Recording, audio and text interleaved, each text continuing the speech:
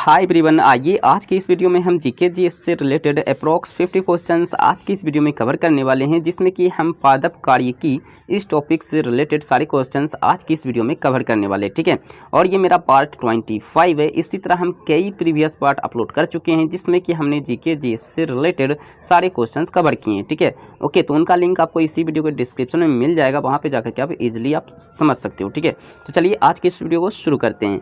पहला है, बीज फूलते हैं जब जल में रखे जाते हैं। ठीक है, जब आप सीड्स को जल में रखते हो तो वो फूल जाते हैं, क्या कारण है ये आपको बताना है। ठीक है, तो यहाँ पे 4 ऑप्शंस दिए हुए हैं। ओके, तो इनका करेक्ट आंसर हो जाएगा अंतः शोषण के कारण। ठीक है, इसमें क्या होता है, बीज में क्या होता है, अंतः शोषण होता है, यानी बीज यानी सीड्स में जो होता है एडजॉर्ब हो जाता है। ठीक है, पानी जो है एडजॉर्ब हो जाता है, उसमें सूख जाता है, जिसके कारण वो फूल जाता है, यही कारण है। ठीक है, चलिए नेक्स्ट क्वेश्चन है, लकड़ी के बने दरवाजों का वर्षा ऋतु में फूलना होता है, किसके कारण होता है। लकड़ी के बने दरवाजों को उसमें अगर पानी लगता है, ओके, पानी लगने से वो फूल जाता है, तो क्या कारण है आपको बताना है। ठीक है, तो इसमें भी वही होगा कि इसमें भी अंतः शोषण होगा। ठीक है, इसमें भी क्या होगा, उस ऑब्जेक्ट में, उस लकड़ी में क्या होगा, अंदर से जो पानी होगा वो एब्जॉर्ब करेगा, शोषण करेगा पानी का। ठीक है, इस तरह ये फूल जाएगा। ठीक है, नेक्स्ट है, पौधों में जल का परिवहन होता है। पौधों में जल का परिवहन किसके द्वारा होता है, तो जाइलम के द्वारा होता है। ठीक है, पौधों में जल का परिवहन किसके द्वारा होता है, जाइलम के द्वारा होता है। ओके, तो ऑप्शन नंबर इसका सी करेक्ट आंसर हो जाएगा जाइलम। ठीक है, नेक्स्ट है, भूमि में पौधों की जड़ों के लिए उपलब्ध जल होता है। ओके, तो भूमि में पौधों की जड़ों के लिए उपलब्ध जल जो होता है कोशिका जल होता है। क्या होता है जी, कोशिका जल होता है। ठीक है, तो ऑप्शन नंबर ए इसका करेक्ट आंसर हो जाएगा। ठीक है, नेक्स्ट है, पौधों की वृद्धि के लिए कितने आवश्यक तत्वों की आवश्यकता यानी ज़रूरत होती है। तो पौधों की वृद्धि के लिए जो है अप्रोक्स जो है 16 जो है पोषक तत्व की आवश्यकता होती है, तत्वों की आवश्यकता होती है। ठीक है, 16 जो है तत्वों की बहुत ही ज़्यादा आवश्यकता होती है। ठीक है, नेक्स्ट है, धान का खैरा रोग। धान में जो है खैरा रोग होता है, जिसे हम लोग लघुपत रोग भी बोलते हैं। ओके, तो ये किसकी कमी के कारण होता है आपको बताना है। ठीक है, तो वो होता है जस्ता यानी कि जिंक के कमी के कारण होता है। ओके, जिसका सिंबल Zn होता है। ठीक है, इसका सिंबल होता है Zn। ठीक है, नेक्स्ट है, फूल गोभी का बीटेल रोग। ओके, फूल गोभी में बीटेल रोग होता है, तो किस तत्व की कमी के कारण होता है ये आपको बताना है। ठीक है, तो ये जो कमी होता है इसमें होता है एलिमेंट जो तत्व है वो है मोलिब्डेनम। ठीक है, मोलिब्डेनम तत्व की अनुपस्थिति के कारण जो है इसमें जो है बीटेल रोग होता है फूल गोभी में। ठीक है, ओके, तो इसका ऑप्शन नंबर भी करेक्ट आंसर हो जाएगा। ओके, मोलिब्डेनम का जो है ये सिंबल होता है। ठीक है, मोलिब्डेनम का क्या होता है, सिंबल, ये हो गया Zn यानी जिंक, ये कॉपर, ये मैग्नीशियम हो गया। ओके, और ये मोलिब्डेनम का ये सिंबल हो गया। ठीक है, नेक्स्ट है, पत्तियों की हरिमहीनता किसकी कमी से होता है। ओके, यानी कि पत्तियों में हरा, आप लोग जानते होंगे पत्ती हरा होता है। ठीक है, लेकिन वो हरा में जो है बहुत कम हो जाते हैं, हरापन उसमें खत्म हो जाता है, बहुत ही उसको आप हरा बोल भी नहीं सकते, वो बहुत ही कम हरा रहता है। ठीक है, तो किसकी कमी कारण होता है, तो उसमें जो है मैग्नीशियम की कमी हो जाती है। ठीक है, मैग्नीशियम की कमी हो जाती है, तभी जो है पत्तियों में, लिप्स में जो है हरापन बहुत ही कम हो जाता है। ठीक है, नेक्स्ट है, पौधों में बाष्पोत्सर्जन यानी वेपोराइजेशन की प्रक्रिया प्रोसेस होता है। ओके, तो ये होता है आपका जल हानि। ओके, जल हानि यानी कि जल का जो है क्या होता है, इसमें जल जो है भाप बन करके उड़ जाता है। ठीक है, भाप बन करके। ठीक है, यानी जल जो है इसमें क्या होता है, लॉस होता है, जल वाटर क्या होता है इसमें लॉस होता है। ओके, जल का ही वेपोराइजेशन होता है, बाष्पोत्सर्जन होता है पौधों में। ठीक है, यानी जल का हानि हो रहा है। ठीक है, इसीलिए ऑप्शन नंबर बी हो जाएगा। ठीक है, नेक्स्ट है, जल बिंदुओं के रूप में जल की हानि क्या कहलाती है। जल बिंदुओं के रूप में जल की हानि बिंदु शराब कहलाएगी। ओके, यानी कि बिंदु शराब इसका राइट आंसर हो जाएगा ऑप्शन नंबर डी। ठीक है, बिंदु शराब कहलाएगी। ठीक है, नेक्स्ट है, बाष्पोत्सर्जन मापी यंत्र है, यानी वेपोराइजेशन को मेजर करने का यंत्र जो मशीन कहलाता है वो कहलाता है क्लाइनोमीटर। क्या कहलाता है जी, क्लाइनोमीटर कहलाता है। ठीक है, तो ऑप्शन नंबर डी हो जाएगा, क्लाइनोमीटर जो है बाष्पोत्सर्जन मेजर करने की एक क्या है, मशीन है, एक यंत्र है। ठीक है, नेक्स्ट है, पौधों में बाष्पोत्सर्जन की क्रिया यानी कि प्रोसेस किस में होती है। ओके, तो यहाँ पे 4 ऑप्शंस दिए हुए हैं, तो ये पूरे पौधे में होती है। ठीक है, बाष्पोत्सर्जन जो होती है पौधे के पूरे अंग में होता है, पूरे भाग में होता है। ठीक है, तो ऑप्शन नंबर हो जाएगा पूरा पौधा में होता है। ठीक है, नेक्स्ट है, पत्तियों के दो मुख्य कार्य होते हैं। पत्तियों के दो मुख्य कार्य क्या होते हैं? तो ये सबसे पहले तो प्रकाश संश्लेषण होगा तो पत्तियों के द्वारा होगा। दूसरी कि ये जल का जो है बाष्पोत्सर्जन करता है, यानी जल का क्या करता है, ये भाप के रूप में जो है ये अपने पत्तियों द्वारा क्या करते हैं, वो निकालता है, स्रावित करता है। ठीक है, तो यानी option number D correct answer हो जाएगा। प्रकाश संश्लेषण पहला हो गया और बाष्पोत्सर्जन। ठीक है, यानी कि फोटोसिंथेसिस और वेपराइजेशन, ये दोनों कार्य इनका मुख्य कार्य होता है। और भी कार्य है लेकिन इसका मुख्य कार्य की बात हो रही है। ठीक है, चलिए नेक्स्ट है, प्रकाश संश्लेषण के लिए किसकी ज़रूरत होती है? ओके, तो प्रकाश संश्लेषण के लिए जो है जल, ओके, पर्णहरित, इसी को क्लोरोफिल भी बोलते हैं। Okay, chlorophyll.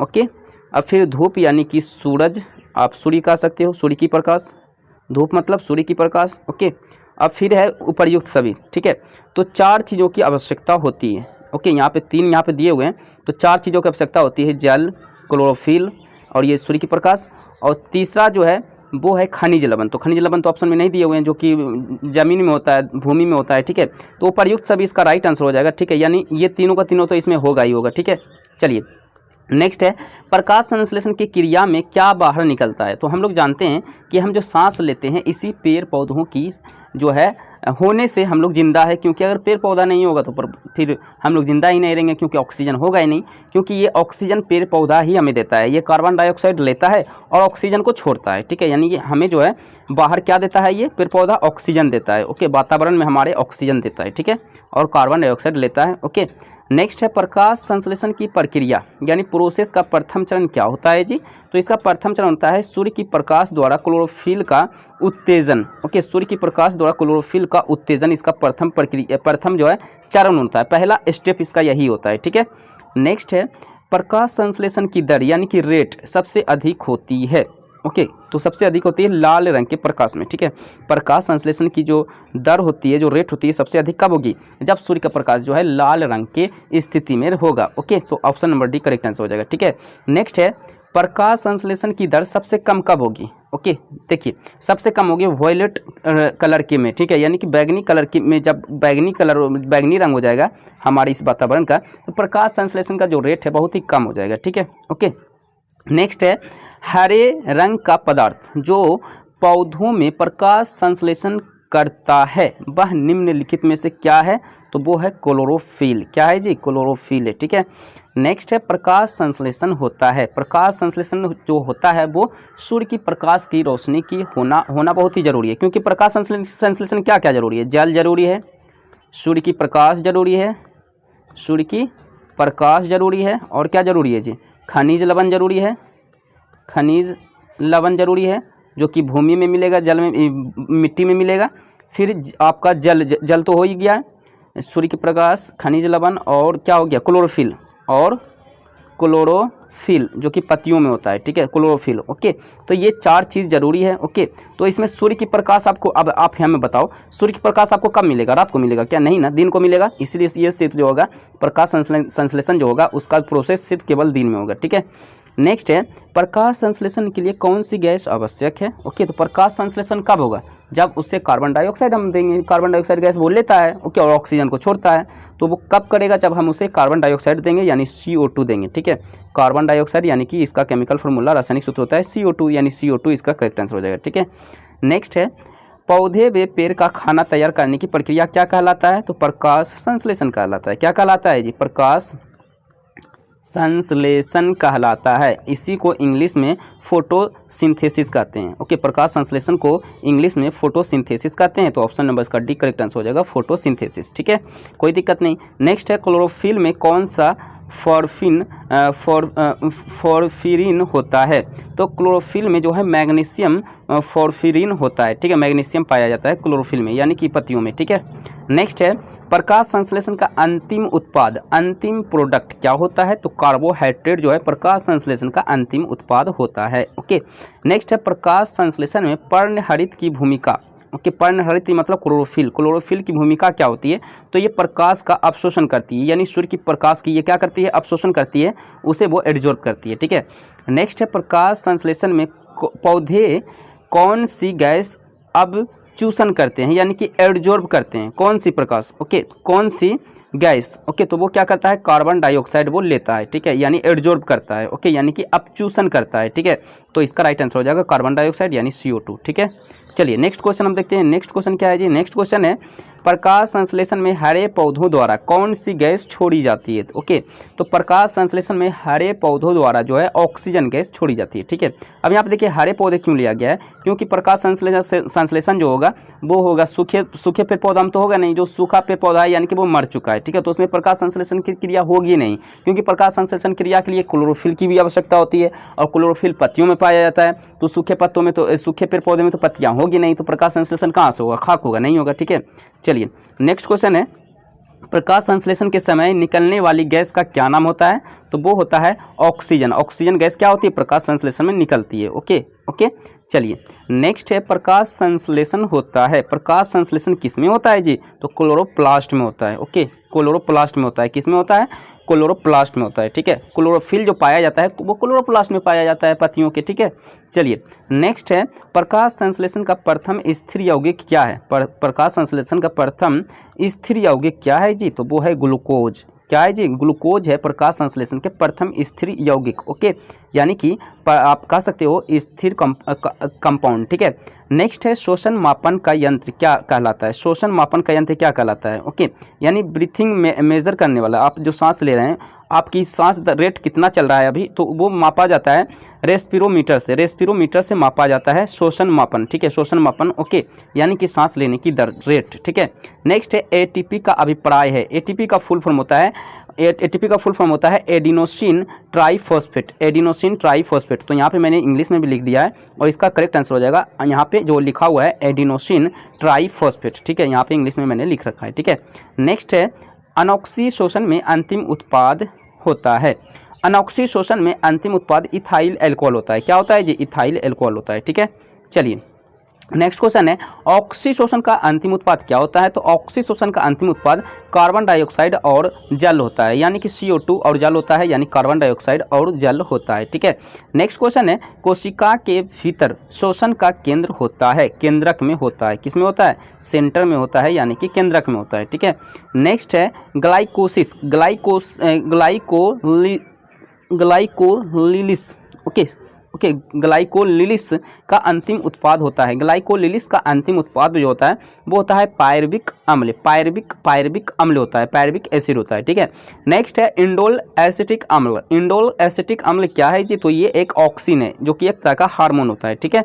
चलिए नेक्स्ट है किस पादप हार्मोन के छिड़काव से अनिषेक फल प्राप्त किए जा सकते हैं, ओके, तो वो है ऑक्सिन हार्मोन, ठीक है, तो ऑप्शन नंबर ए हो जाएगा ऑक्सिन हार्मोन की मदद से, ठीक है।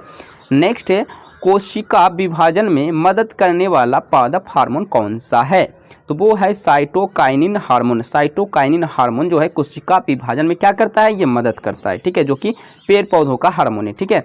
नेक्स्ट है प्रकाशानुवर्ती संचालन किसके द्वारा नियंत्रित किया जाता है, यानी कंट्रोल किया जाता है, तो वो है ऑक्सिन हार्मोन, ठीक है, ऑक्सिन हार्मोन के द्वारा, ओके। चलिए नेक्स्ट क्वेश्चन है पादप वृद्धि हार्मोन जिब्रेलिन, ओके, पादप वृद्धि हार्मोन जो कि जिब्रेलिन हार्मोन है जो कि पेड़ पौधों में होता है, ये जो है किससे निकाले जाते हैं, तो ये कवक से निकाले जाते हैं, किससे निकाले जाते हैं, ये कवक से निकाले जाते हैं, ठीक है। नेक्स्ट है ऑक्सीनोमीटर का प्रयोग करते हैं, ऑक्सीनोमीटर का प्रयोग किस में करते हैं जी, तो इसका प्रयोग करते हैं वृद्धि की मेजर करने में, ठीक है, यानी पेड़ पौधों की पादपों की वृद्धि कितनी रेट से दर से बढ़ रही है उसे मेजर करने के लिए ऑक्सीनोमीटर यंत्र का उपयोग करते हैं, ठीक है, यानी पेड़ पौधों की वृद्धि के लिए, ठीक है। नेक्स्ट है पौधों की लंबाई में वृद्धि की आवश्यकता नहीं है, ओके, यानी कि सोडियम का इसका कोई मतलब नहीं है, ठीक है, यानी जिसका सिंबल Na होता है, तो पौधों की वृद्धि में सोडियम का कोई महत्व नहीं होता है, ठीक है, बाकी कैल्शियम नाइट्रोजन फास्फोरस ये सब इंपॉर्टेंस रखते हैं, ठीक है। नेक्स्ट है छुई मुई के पत्ती में गति क्या कहलाता है, तो ये कहलाता है कंपानुकुंचन ये गति कहलाता है, ठीक है, ओके, छुई मुई पत्तियों की गति जो है कंपानुकुंचन गति कहलाता है, ठीक है। नेक्स्ट है मृदा द्वारा जल के अवशोषण से संबंधित सिद्धांत क्या कहलाता है, तो ये केशिका क्रिया कहलाता है, ओके, ये केशिका कहलाता है, ठीक है।